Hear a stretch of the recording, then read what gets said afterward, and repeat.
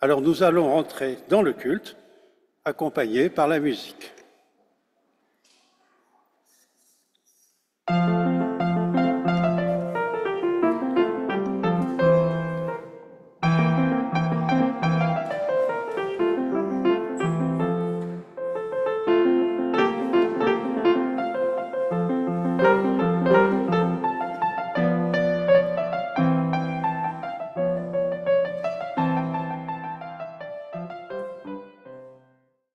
Alors, avant toute chose, nous nous rappelons la bonne nouvelle de l'Évangile. Qui que vous soyez, d'où que vous veniez, quel que soit l'endroit où vous allez, la grâce, la paix et la joie que nous venons d'entendre vous sont donnés de la part de Dieu notre Père et de Jésus-Christ notre Sauveur. C'est le Seigneur lui-même qui nous rassemble. Il nous rassemble, il nous unit, il nous appelle, il est présent parmi nous. Amen. Nous te louons, Seigneur. Oui, nous te remercions de nous réunir ensemble ici aujourd'hui avec toi.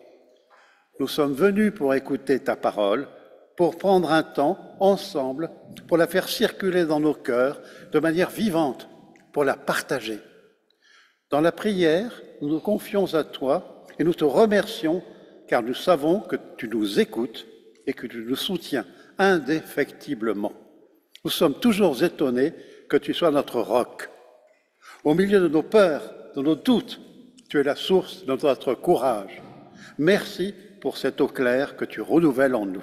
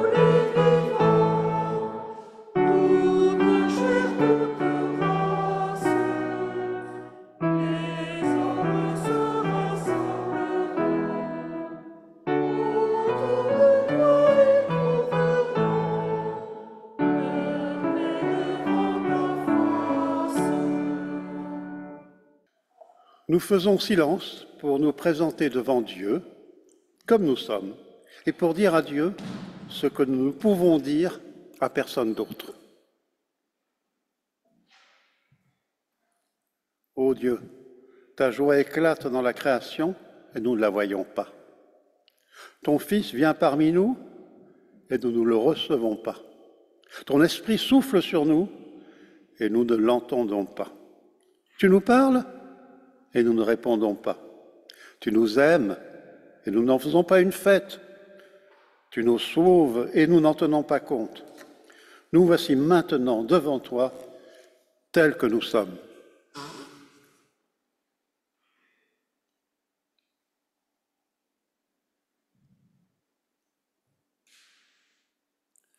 Aide-nous à recevoir ton pardon, à accepter cette libération et à vivre dans la joie avec et pour nos frères et sœurs. Au nom de Jésus-Christ, notre Sauveur. Amen. Quand les montagnes s'effondreraient, dit Dieu, quand les collines chancelleraient, ma bonté pour toi ne faiblira point et mon alliance de paix ne sera pas ébranlée. Je t'aime d'un amour éternel et je te garde ma miséricorde. Et voici comment Dieu a manifesté son amour. Il a envoyé son Fils unique dans le monde afin que, par lui, nous ayons la vie. Que Dieu nous mette au cœur l'assurance de son pardon et qu'il nous donne de marcher vers son royaume.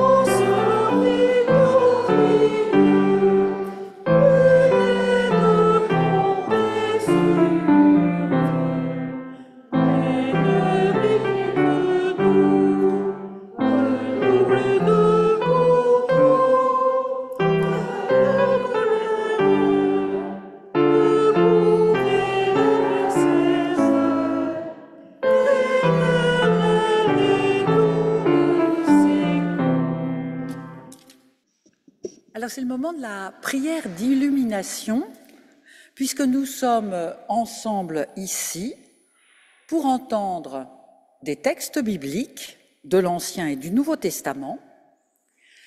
Ces textes ont façonné le cœur de nombreux juifs et de nombreux chrétiens avant nous, et ils ont orienté leur vie différemment. Alors Seigneur, ouvre nos cœurs aujourd'hui pour que les textes que nous allons entendre agissent en nous. Ensemble sur les bancs de notre temple, nous allons tendre l'oreille et écouter ta parole qui traverse la Bible de part en part. Aide-nous, Seigneur, à recevoir le message qui nous est adressé à chacun et chacune d'entre nous et adressé à notre assemblée aujourd'hui réunie pendant ce culte. Amen. Le premier texte qui nous est proposé est dans le livre d'Ésaïe, au chapitre 6, les versets 1 à 8. L'année de la mort du roi Osias, je vis le Seigneur assis sur un trône très élevé. Le bas de son vêtement remplissait le temple. Des séraphins se tenaient au-dessus de lui. Ils avaient chacun 6 ailes, 2 dont ils se couvraient la face, 2 dont ils se couvraient les jambes, et 2 dont ils se servaient pour voler. Ils s'appelaient l'un l'autre et disaient « Saint, Saint, Saint est le Seigneur des armées, toute la terre est remplie de sa gloire ». Les soubassements des seuils frémissaient à la voix de celui qui appelait, et la maison se remplit de fumée. Alors je dis « Quel malheur pour moi, je suis perdu, car je suis un homme aux lèvres impures, j'habite au milieu d'un peuple aux lèvres impures, et mes yeux ont vu le roi, le Seigneur des armées. » Mais l'un des séraphins vola vers moi, tenant à la main une braise qu'il avait prise sur l'autel avec des pincettes. Il toucha ma bouche et dit « Ceci a touché tes lèvres, ta faute est enlevée, ton péché est expié. » J'entendis le Seigneur qui disait « Qui enverrai-je? Qui ira pour nous ?» Je répondis « Je suis là, envoie-moi. » Il dit alors « Va dire à ce peuple, écoutez toujours, mais vous ne comprendrez rien. » Je lus un peu plus loin, c'est pas grave. Deuxième texte, l'épître aux Corinthiens, chapitre 15, 1 à 11. Je vous le confirme, mes frères et mes sœurs, la bonne nouvelle que je vous ai annoncée, celle que vous avez reçue, dans laquelle vous vous tenez, et par laquelle aussi vous êtes sur la voie du salut, si vous la retenez dans les termes où je vous l'ai annoncée, autrement c'est pour rien que vous seriez venus à la foi. Je vous ai transmis avant tout ce que j'avais moi-même reçu. Le Christ est mort pour nos péchés. Selon les Écritures, il a été enseveli et s'est réveillé le 3e jour, selon les Écritures. Il est apparu à Céphas, puis aux 12. Ensuite, il est apparu à plus de 500 frères à la fois. La plupart d'entre eux sont demeurés en vie. Quelques-uns se sont endormis dans la mort. Ensuite, il est apparu à Jacques, puis à tous les apôtres. Après eux tous, il m'est apparu à moi aussi, comme à un avorton. Moi, en effet, je suis le moindre des apôtres. C'est même trop d'honneur pour moi que d'être appelé apôtre, puisque j'ai persécuté l'Église de Dieu. Oui, c'est Paul qui parle. Mais par la grâce de Dieu, je suis ce que je suis. Et sa grâce envers moi n'a pas été inutile. Au contraire, j'ai travaillé plus que tous. Non pas moi, toutefois, mais la grâce de Dieu qui est avec moi. Ainsi donc, que ce soit moi, que ce soit eux, telle est notre proclamation et telle est la foi à laquelle vous êtes venus. Et le texte de l'évangile du jour est dans Luc 5, versets 1 à 11. Jésus rencontre ses premiers disciples. Comme la foule se pressait autour de lui, autour de Jésus, pour entendre la parole de Dieu, et qu'il se tenait près du lac de Génézareth, il vit au bord du lac 2 bateaux, d'où les pêcheurs étaient descendus pour laver leurs filets. Il monta dans l'un de ces bateaux, qui était à Simon, et il lui demanda de s'éloigner un peu du rivage. Puis il s'assit, et du bateau, il instruisait les foules. Lorsqu'il eut cessé de parler, il dit à Simon, « Avance un peu en eau profonde et jetez vos filets pour pêcher. » Simon lui répondit, « Maître, nous avons travaillé toute la nuit sans rien prendre. Mais sur ta parole, je vais jeter les filets. » L'ayant fait, ayant jeté les filets, ils prirent une grande quantité de poissons. Leurs filets se déchiraient. Ils firent signe à leurs associés qui étaient dans l'autre bateau de venir les aider. Ceux-ci vinrent et remplirent les 2 bateaux au point qu'ils enfonçaient sous la ligne de flottaison. Quand il vit cela, Simon-Pierre tomba aux genoux de Jésus et dit « Seigneur, éloigne-toi de moi, je suis un homme pécheur. » Car l'effroi avait saisi Simon, lui et tous ceux qui étaient avec lui à cause de la pêche qu'ils avaient faite. Il en était de même de Jacques et de Jean, fils de Zébédée, les compagnons de Simon. Jésus dit à Simon, « N'aie pas peur. Désormais, ce sont des êtres humains que tu prendras. » Alors, ils ramenèrent les bateaux à terre, laissèrent tout et le suivirent. Alors, je vous propose de nous émerveiller, mais alors sans réserve, avec le texte du jour. Osons le mettre en image, avec nos images à nous. J'ai envie que nous n'hésitions pas à nous laisser travailler par le premier sens, le plus concret du texte de Luc. Jésus dit à ses disciples, et à Simon en particulier, « N'aie pas peur, désormais, ce sont des êtres humains que tu prendras. » Alors cette parole est commune aux 3 évangiles, Matthieu 4, Marc 1 et Luc ici. Et ces 3 évangélistes, s'ils l'ont retenue, c'est qu'ils ont considéré cette parole importante,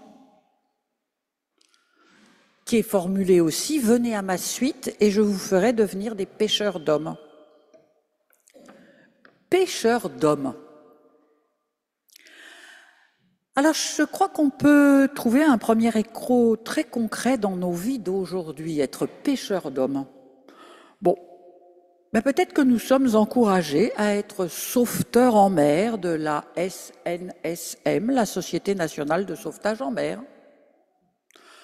Ou alors nous sommes engagés à soutenir l'association européenne SOS Méditerranée, qui recueille des émigrés en danger de mort quand ils traversent la Méditerranée entassés sur des bateaux gonflables. Alors je pense qu'il y a des marins ici ou par Zoom, des navigateurs, même des marins d'eau douce, et ils savent combien il est important d'avoir des services de secours efficaces. Car quand on est en mer et qu'il y a de la tempête, on a peur, et on sait alors combien on est petit, et on a peur d'être seul. Alors j'avais un ami protestant, Jean-Philippe, qui après avoir pris sa retraite, justement il s'est engagé à la SNSM, la Société nationale de sauvetage en mer. Eh bien, il est devenu pêcheur d'hommes et il était chrétien. Quand il était vivant, je n'ai pas eu le temps, on n'a pas pris le temps de discuter, est-ce que cette parole « Venez à ma suite et je vous ferai devenir pêcheur d'hommes », est-ce que cette parole l'avait inspiré pour être sauveteur en mer et de nuit, se relever, sortir de son lit, rejoindre le port pour lancer à la mer des bouts qui aideront des bateaux, en tout cas des hommes en détresse. Est-ce qu'il y a un rapport entre notre texte de Luc et l'histoire de Jean-Philippe ? Je ne sais pas. Mais je sais que lire la Bible aujourd'hui ensemble, c'est ça, c'est chercher et trouver dans les mots de Luc et dans les paroles de Jésus-Christ, que Luc relate un mot qui est pour nous. Un mot, une expression, une image qui va faire écho pour nos vies aujourd'hui. Pour nos vies, pour vos vies, pour votre vie aujourd'hui. Le texte biblique est là pour nous stimuler, pour nous réveiller. Il est là pour nous permettre de ne pas rester endormis, pour nous permettre d'aller plus loin, plus profond dans nos vies. Alors chacun va y chercher la parole qui va le toucher, qui va la toucher. Et si nous cherchons, eh bien, c'est parce que nous trouvons. Oui, dans le texte biblique, nous trouvons une parole, des images qui nous mettent en chemin. Nous trouvons un mot tout d'un coup qui va tout changer. Jésus nous appelle pour que nous soyons pêcheurs d'hommes. Alors nous allons trouver un mot qui va nous permettre de repartir et de recommencer à lancer nos filets. Mais avant cela, revenons aux détails du texte de Luc. Dans le texte de Luc, chapitre 5, versets 1 à 11, Jésus recrute ses premiers disciples. Et il se trouve que ce sont des pêcheurs de poissons. Alors il y a de bonnes raisons à ça, parce que Jésus est au bord d'un lac, d'une mer, la mer de Galilée, de Génézareth. En effet, Jésus voyage en Galilée, il prêche, il guérit des malades. Et que se passe-t-il? Des foules se pressent autour de lui. Des gens veulent l'entendre, veulent le voir, le toucher. Pourquoi? Parce qu'on se sent bien avec Jésus. Il se passe quelque chose de pas ordinaire. Il se passe quelque chose de différent. Il se passe quelque chose de bon pour les gens. Et ce récit de Luc, il est très simple et on peut vraiment voir ce qui se passe. Alors on voit bien Jésus entouré, pressé de tous côtés par une foule. C'est la bousculade. Alors Jésus cherche une solution. Et qu'est-ce qu'il voit? Il avise deux bateaux. Il voit deux bateaux. Il monte dans le bateau de Simon-Pierre et il lui demande de s'éloigner un peu du rivage. Puis Jésus s'assit dans le bateau et il continua à instruire les foules. On imagine la pause. On peut imaginer que le discours, les paroles de Jésus à la foule durent, je ne sais pas, le temps d'une prédication, le temps d'un culte, un peu plus d'une heure ou encore un peu plus. Et après, qu'est-ce qui va se passer?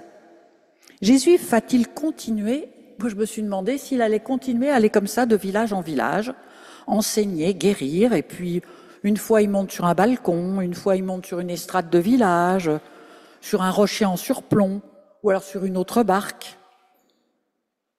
Eh bien non, l'histoire de Jésus change. Parce qu'il est dans une barque avec des pêcheurs, il parle, pêche et poisson. Il reste dans la barque et il dit à Simon-Pierre, « Va plus loin, va plus loin. » Et là, que se passe-t-il? Eh bien, tout change.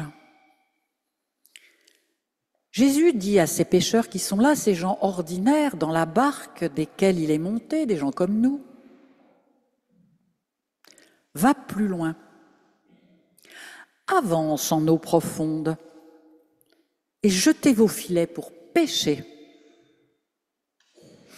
Alors quand même, la pêche du jour, elle n'a rien donné.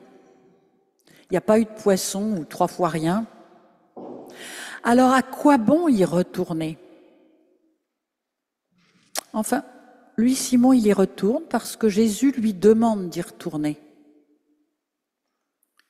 Simon dit, « Sur ta parole, je vais jeter les filets. » Et là, qu'est-ce qui se passe? Là encore, tout change. Les filets sont pleins. Ils sont tellement pleins qu'il faut demander de l'aide à d'autres pêcheurs, Jacques et Jean, pour hisser les filets et les ramener à terre. Et encore, revenir à terre, ce n'est pas simple avec des bateaux pleins à ras-bord. On pourrait penser à nouveau que l'histoire va s'arrêter là. que Simon-Pierre et les pêcheurs qui l'ont aidé à ramener les filets, finalement, ils sont heureux d'avoir tant de poissons, ils vont pouvoir manger. Eh bien non, ça ne se passe pas à nouveau comme c'était prévu. Il y a un retournement. Simon et ses collègues pêcheurs ont peur. Simon-Pierre se jette à genoux devant Jésus. Il a peur parce qu'il sent bien que cette pêche, elle est trop abondante pour être, si j'ose dire, naturelle. Simon-Pierre, il a peur. Il se méfie, il n'est plus sûr de rien. Et Luc nous montre que dans ce contexte si bizarre, les paroles de Jésus sont apaisantes. Parce que les barques et les pêcheurs peuvent revenir tranquillement au port. Jésus dit à Simon, « N'aie pas peur. Désormais, ce sont des êtres humains que tu prendras. » Alors ils ramenèrent les bateaux à terre, laissèrent tout et suivirent Jésus.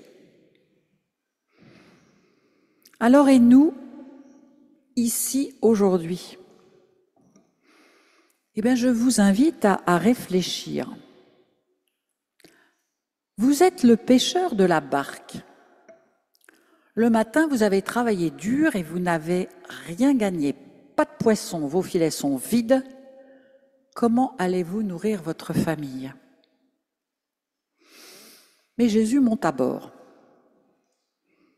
Ça n'était pas prévu. Jésus passe près de votre barque et vous parle. Jésus vous demande d'aller plus loin, de repartir au travail, au milieu de la mer, là où l'eau est profonde et dangereuse, et de lancer à nouveau vos filets. Alors imaginez que vous pourriez avoir peur, mais imaginez que vous le faites quand même. Parce que c'est un peu comme si c'était votre dernière chance pour avoir à manger. Parce que vous savez qu'en ce moment, les poissons sont rares. Alors vous lancez vos filets, et cette fois, vos filets sont pleins. Alors je vous invite 2 à 2, ici dans la salle, et ceux qui sont par Zoom, si vous êtes en famille, je vous invite à réfléchir en famille, ou si vous êtes seul, à réfléchir pour vous. Avec Jésus, vos filets sont pleins. Alors qu'est-ce que ça veut dire pour vous? Qu'est-ce que ça fait pour vous dans votre vie? Qu'est-ce que ça vous évoque? Avec Jésus, vos filets sont pleins. Prenons quelques minutes.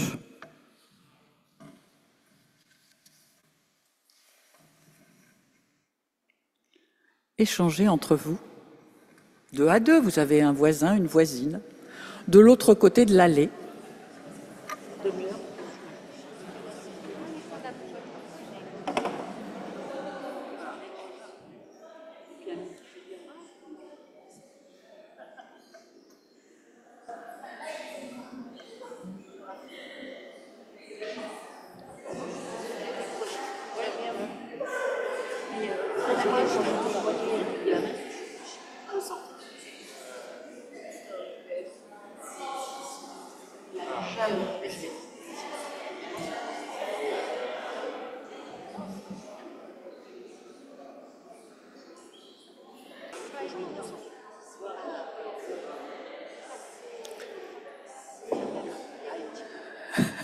Alors j'ai l'impression que les filets sont pleins, que ça... Parce qu'on entend du bruit dans le temple, on voit beaucoup de sourires, beaucoup de discussions, et je pense que par Zoom, ceux qui sont ensemble et ceux qui sont seuls, je pense qu'ils entendent eux aussi nos réflexions, nos bruits. Eh bien oui, les filets que Jésus nous demande de lancer, ils sont pleins, ils sont remplis de poissons. Et toujours ces paroles de Jésus-Christ qui vont résonner autrement, qui vont résonner encore pendant plusieurs jours. Va plus loin. avance en eau profonde et jette tes filets pour pêcher. N'aie pas peur. Désormais, ce sont des êtres humains que tu pêcheras. Alors que chacun et chacune garde précieusement les mots qui lui sont déjà venus, en écoutant les paroles de Jésus-Christ, que Jésus-Christ adressait à ses premiers disciples, en écoutant les paroles que Jésus-Christ vous adresse, à vous, à votre voisin. Gardons précieusement ces paroles et nous reviendrons à terre. Amen.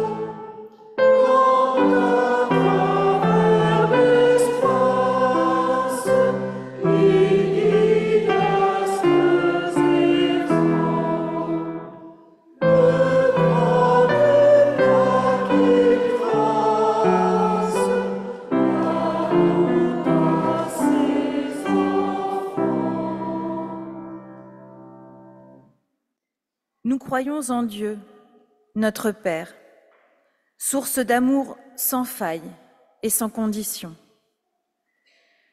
Nous croyons que son amour nous nourrit, nous justifie, nous tient debout.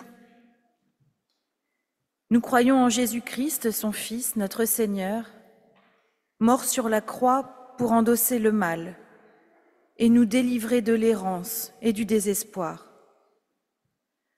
Nous croyons que sa présence en nous et en toutes choses visibles et invisibles est une lumière qui jaillit dans nos cœurs. Nous croyons qu'il nous appartient à nous, femmes et hommes libres et debout par la grâce de Dieu, de le suivre et de marcher dans ses voies, des voies de justice et de fraternité. Car nous croyons que malgré notre faiblesse, notre manque de foi et de courage, malgré la tentation de l'égoïsme et de l'intolérance, nous sommes appelés à œuvrer pour la justice ensemble. Nous sommes appelés à témoigner de l'amour de Dieu par l'amour que nous donnons à l'inconnu, à l'étranger, à celui qui ne nous ressemble pas et qui est notre sœur, notre frère. Nous croyons que l'Esprit Saint souffle parmi nous et nous libère de nos peurs pour avancer, fort de notre confiance, placée en Dieu, née de Dieu. Amen. Alors voici le moment tant attendu de l'offrande. Par elle, nous voulons te dire, Seigneur, notre reconnaissance et notre volonté de nous mettre à ton service pour construire le monde de demain. Et n'oubliez pas, Dieu aime le don joyeux.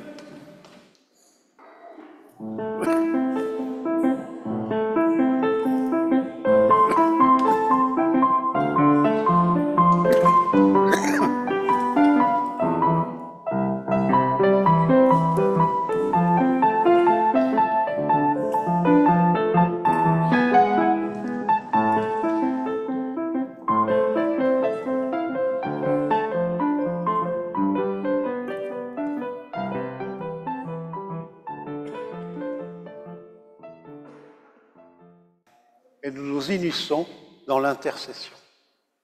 Seigneur, nu et faible, je me tiens devant toi.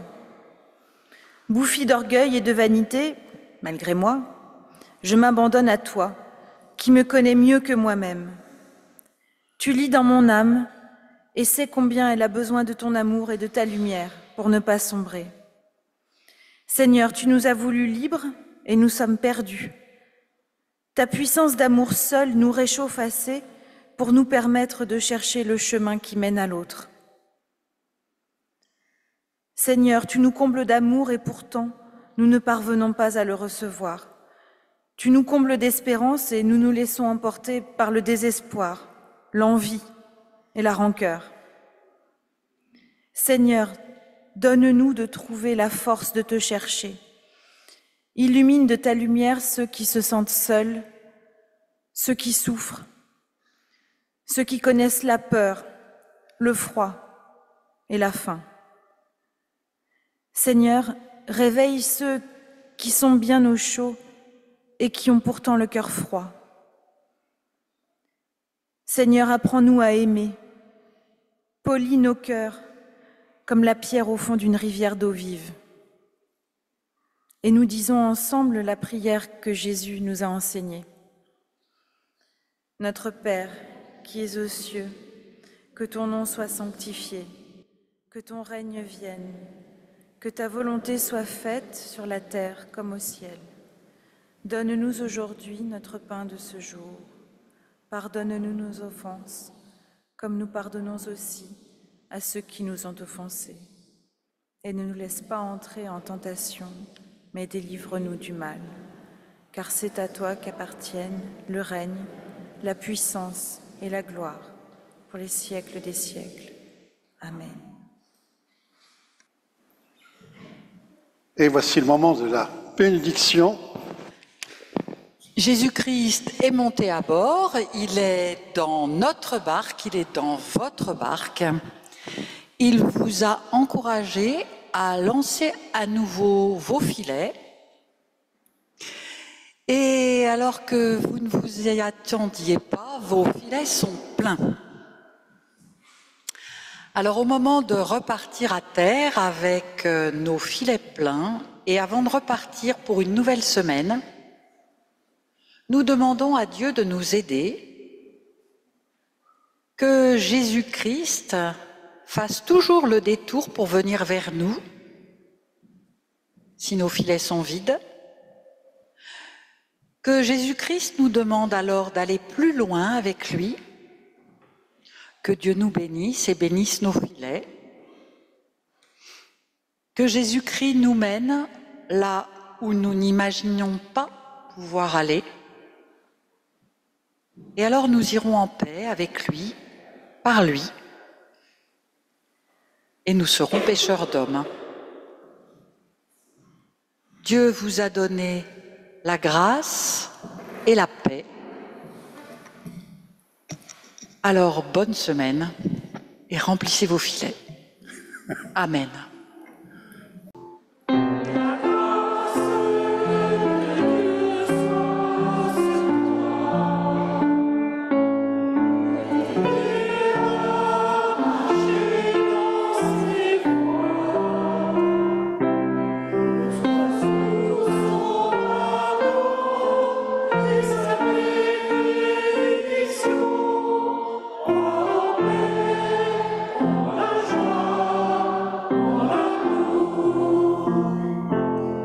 Merci à tous et tous. Et de toute façon, bon dimanche et bonne semaine.